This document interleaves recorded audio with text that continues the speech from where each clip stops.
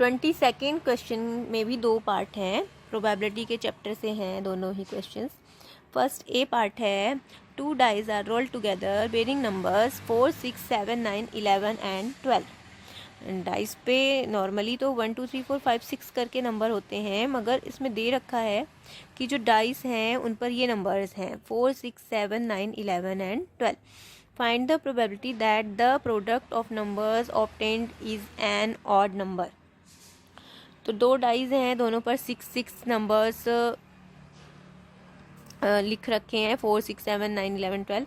तो सबसे पहले हम टोटल आउटकम्स फाइंड आउट करेंगे। टोटल आउटकम्स जैसे कि हमारे नॉर्मल डाइज में होते हैं उसी तरह से, इस तरह से दैट मीन्स कि पहले वाले अगर डाइस पे 4 आ रहा है, दूसरे पे 4 आ रहा है, पहले पे 4 के साथ दूसरे के 6 आ रहा है, पहले पे 4 दूसरे पे 7, पहले पे 4 दूसरे पे 9, फर्स्ट पे 4 सेकंड पे 11, फर्स्ट पे 4 सेकंड पे 12। इस तरह से टोटल 36 आउटकम्स हमारे निकल के आएंगे। फर्स्ट पे हम 6 लेते हैं तो सेकंड पे 4, फर्स्ट पे 6, सेकंड पे भी 6। इस तरह टोटल ये कितने हो जाएंगे आउटकम्स हमारे? Total outcomes 36। Total outcomes 36। अब हमें फेवरेबल आउटकम्स निकालने हैं, और प्रोबेबिलिटी की जो फॉर्मूला होता है favourable outcomes divided by total outcomes, उसमें पुट करके वैल्यू फाइंड आउट हो जाएगी। तो कंडीशन क्या है फेवरेबल आउटकम्स के लिए? Find the probability that the product of numbers obtained is an odd number. Odd number product का, जो दो नंबर्स हैं उनका प्रोडक्ट ऑड नंबर कब आएगा? तो हम ये जो हमने 36 आउटकम्स लिखे हैं उसमें चेक कर लेते हैं। ये इवन है, 4, 6 इवन नंबर, और इवन नंबर का प्रोडक्ट तो इवन ही होता है। तो हम ये चेक करते हैं जहाँ पर एक इवन और जहाँ ऑड मिल रहे उसमें कौन से प्रोडक्ट ऑड हैं। 4, 7 28, 4, 9 36, 11, 4 44, 12, 4 48। तो फर्स्ट रो में तो एक भी हमारे फेवरेबल आउटकम्स नहीं हैं। 6, 9 54, 11, 6 सेकेंड रो में भी नहीं है। ये एक पहला आउटकम हमें मिला, second, third, now fourth, fifth, 6, 7, 8, 9,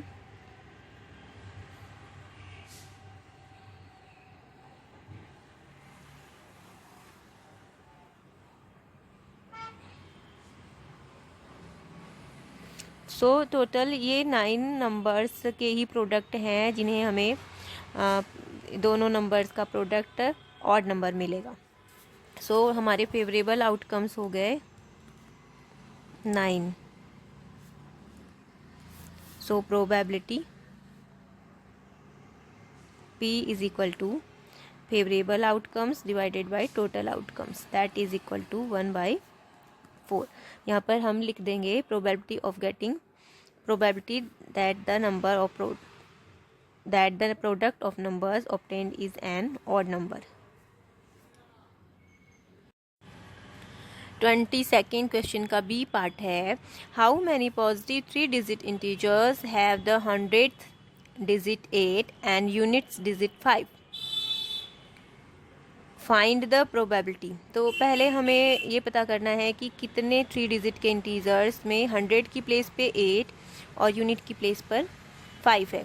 तो सबसे पहले 3 डिजिट के इंटीजर्स कितने होते हैं? 100 से लेके 999 तक 3 डिजिट के होते हैं, और ये नंबर हमें मालूम पड़ेगा। 999 में से 100 को हम माइनस कर देंगे, दैट इज़ 899, लेकिन 100 भी इंक्लूडेड है इसमें, सो +1 900 टोटल जो नंबर्स होते हैं वो 3 डिजिट के होते हैं। ये हमारा टोटल आउटकम्स है। अब इसमें क्वेश्चंस के अकॉर्डिंग हमें ये पता करना है कि 100, ये 100 की प्लेस है, ये टेंस की, ये वंस की। 100 की प्लेस पे हमेशा 8 होना चाहिए और यूनिट की प्लेस पे 5 होना चाहिए। तो ऐसे हमें 3 डिजिट के कितने इंटीजर्स मिलेंगे? यहाँ पर 8, 5, 8, 5, 8, 5, 8, 5। 0 1 2 3 4. Similarly 8 5 8 5 8 5 5 6 7 8 8 5 8 9 5. इतने जो नंबर होंगे उनमें 100 की प्लेस पर 8 और 1s की प्लेस पे 5 होगा। तो ये टोटल कितने नंबर्स हैं? 1 2 3 4 5 6 7 8 9 10.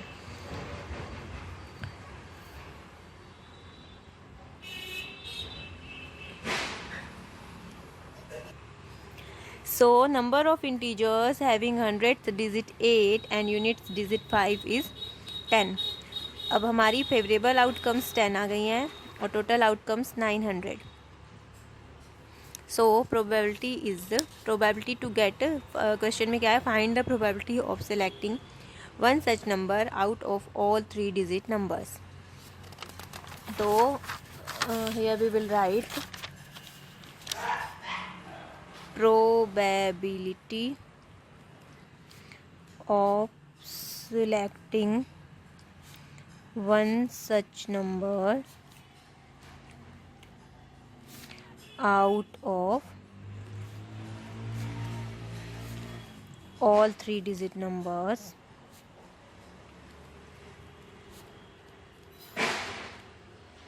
is equal to favorable outcomes by total outcomes.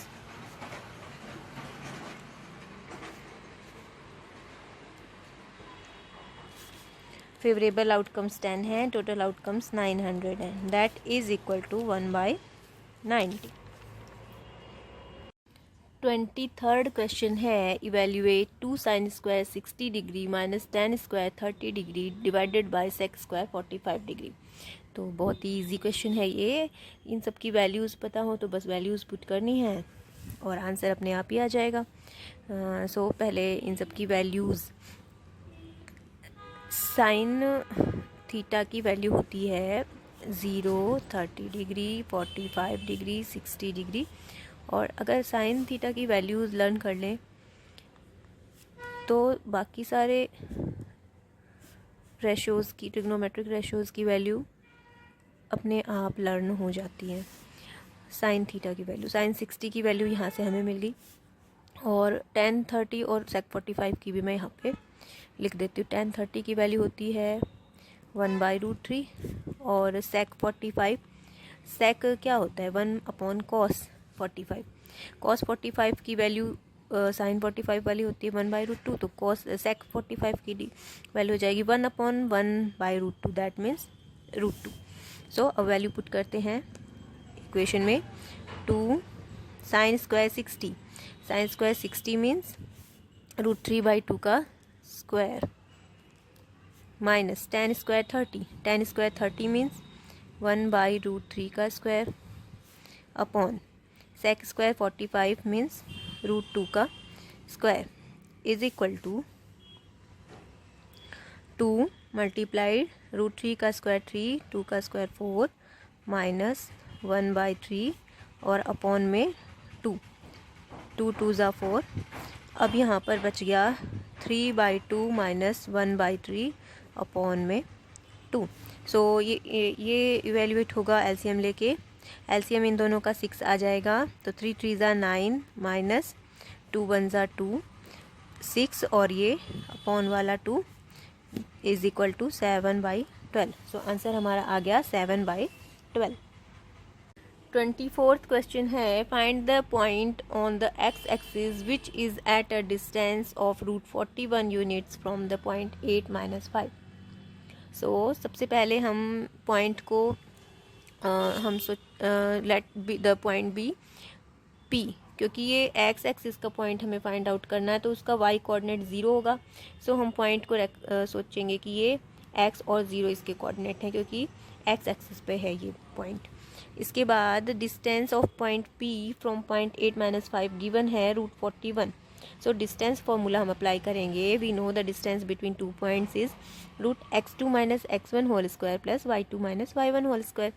अब अगर हम पॉइंट पी के कोऑर्डिनेट्स को x1 और y1 लें और जो गिवन पॉइंट है 8 - 5 इसको x2 y2 लें तो ये जो रूट 41 डिस्टेंस है ये हो जाएगी x2 minus x1 whole square plus y2 minus y1 whole square.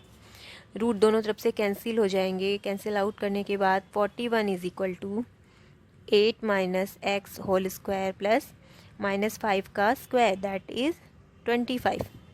This implies 41 minus 25 is equal to 8 minus x whole square. 41 में से 25 को सब्ट्रैक्ट करेंगे 16 is equal to 8 minus X. यहाँ से अगर जब हम स्क्वायर हटाएंगे तो दो वेज है, या हम यहाँ से डायरेक्ट स्क्वायर को हटा के इसको रूट कर दें, या फिर हम इसको एक्सपेंड कर दें 8 माइनस एक्स होल स्क्वायर को। जब हम यहाँ से एक्सपेंड करके करते हैं 16 is equal to 8 minus x whole square की वैल्यू आ जाएगी 64 a square minus 2ab plus b square. This implies x square minus 16x, ये 16 इसमें से सब्ट्रैक्ट हो जाएगा तो हमारे पास बचेगा 48 इज इक्वल टू 0। अब ये हमारे पास एक क्वाड्रेटिक इक्वेशन आ गया, X square minus 16x minus 48 is equal to 0। इसको हम स्प्लिट द मिडिल टर्म से सॉल्व कर लेंगे। Minus 12x minus 4x minus 48,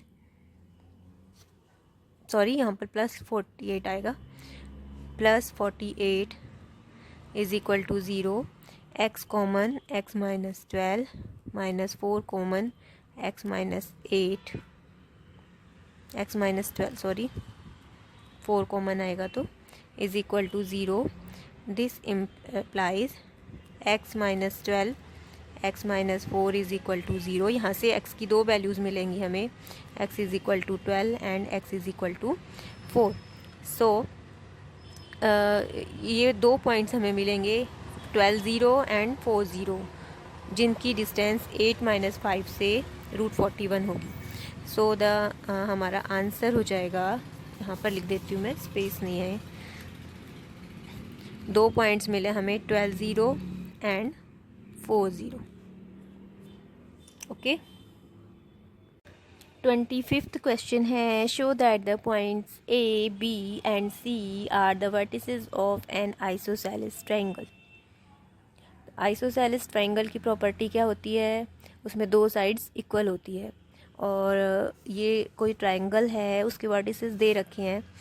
तो अगर हम इस ट्रायंगल की किसी भी दो साइड को इक्वल प्रूव कर दें तो ये प्रूव हो जाएगा कि गिवन जो वर्टिसेस हैं वो आइसोसेलेस ट्रायंगल के हैं।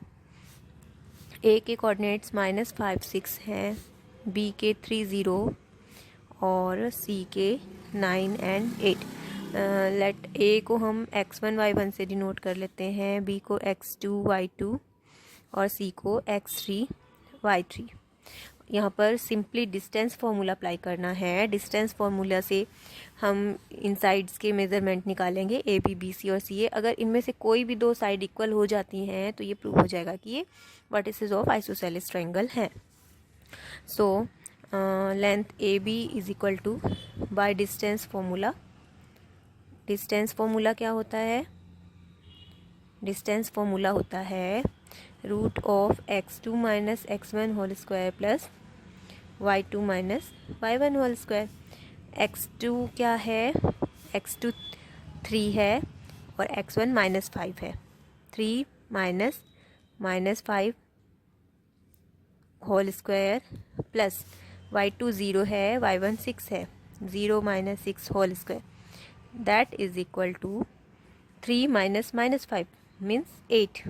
8 square plus 6 square is equal to 64 plus 36। Root of 100 is equal to 10 units. So distance A B हमारी आ गई 10 यूनिट्स। अब डिस्टेंस बी सी हम फाइंड आउट करेंगे। B C is equal to by distance formula वही apply करना है हमें। बी सी के लिए x2 ये है और x1 ये है, तो 9 minus 3 whole square plus 8 minus 0 whole square. 9 minus 3 means 6 square plus 8 square. Same 36 plus 64 is equal to root 100 is equal to 10 units. तो आगे हमें प्रोसीड करने की नीड ही नहीं है क्योंकि हमें दो इक्वल साइड्स मिल चुकी हैं इस ट्राइंगल की. Since AB is equal to BC, so we can say that hence A, B and C are vertices of an isosceles triangle. हमें तीसरी साइड निकालने की नीड ही नहीं है क्योंकि हमें यहाँ पर दो इक्वल साइड्स मिल चुकी हैं.